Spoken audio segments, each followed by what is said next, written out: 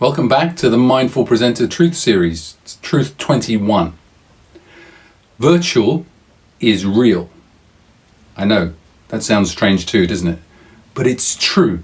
You see, long before the current pandemic, when we were running workshops in person, face to face, in meeting rooms and training rooms, not just around the UK, but across the world, one of the challenges or questions people put to us was that they, from time to time, had to present virtually, i.e. through some kind of video conferencing platform like Citrix or Zoom or Skype or Teams, that kind of stuff.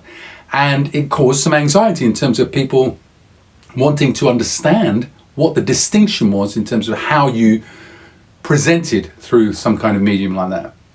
When we were faced with that question and that issue, our answer was always the same. We believe that virtual is real. In other words, there should be no difference. Whether you've got people physically in the room with you or whether they're hundreds or thousands of miles away on the other side of the world, you can still speak with clarity, authority, confidence, and impact in an expressive way. Nothing changes. Your content still has to be as rich and as compelling and your message as clear as it ever was, as if you're in the room face to face, so none of that changes. And when you're speaking to people, you can still look at them. You might not be able to physically see them because they're not in the room, but you can still see them nevertheless. So technically, you can still make eye contact.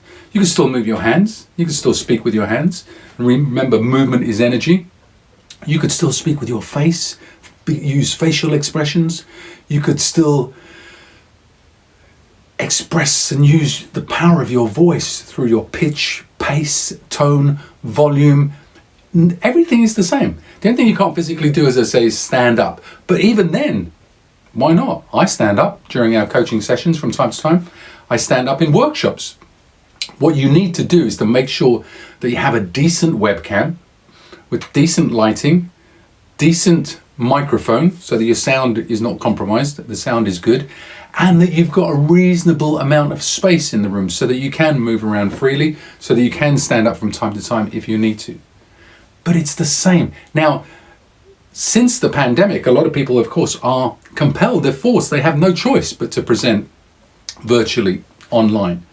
And it's causing a lot of upset, a lot of anxiety. I speak to lots and lots of people that are apprehensive about doing it.